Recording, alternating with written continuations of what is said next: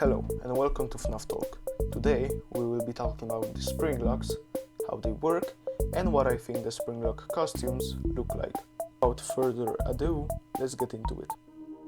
So we first hear about Springlock costumes in Fnaf 3 from the fungi tapes played throughout the nights.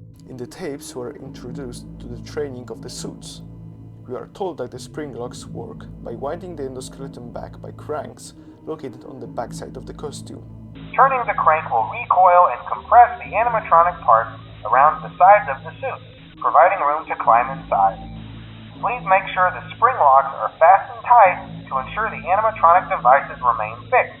The rules while having the Springlock failure are: don't make sudden movements, calm your breathing, ask for help, and have someone crank the Springlocks back in place and carefully take off the suit. From what we know, the Springlocks work on a kind of domino effect, which is explained in the silver eyes. I also want to explain what happens in a case of a Springlock failure.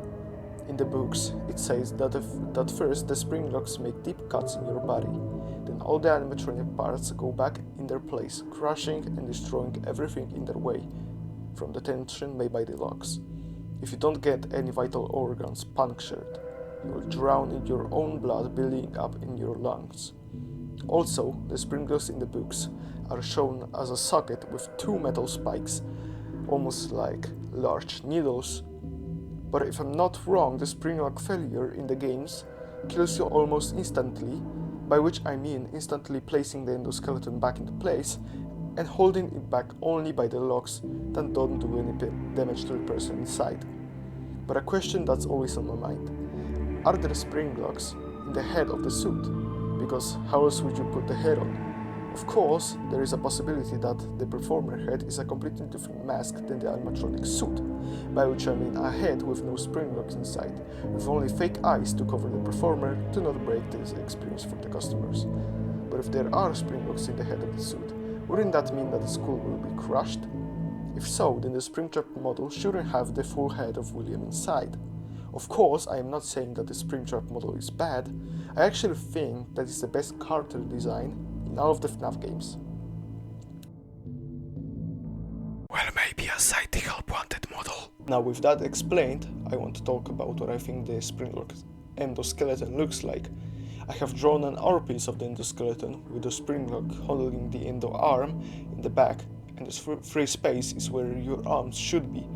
As you can see, I have taken a more practical approach on the endo, working more like an exoskeleton with a metal shell around the performer's arm in the endo arm. And now at the head. This is how I imagine the endo head looks like when the Springlocks are cranked back. We can see that the eyes can actually fold themselves while in performer mode.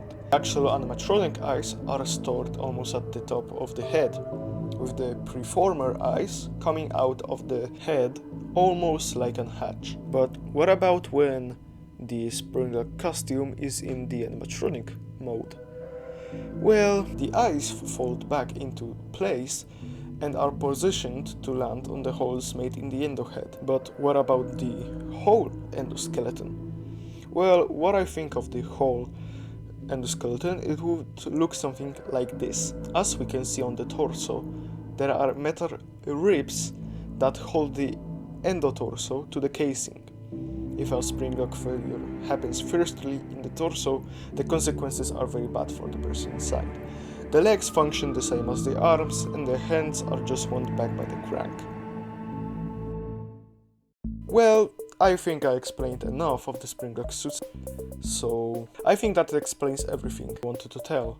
Thank you for watching, and remember, in case that the Springlocks come loose while wearing the suit, please try to maneuver away from the populated areas before bringing out as to not ruin the customer experience.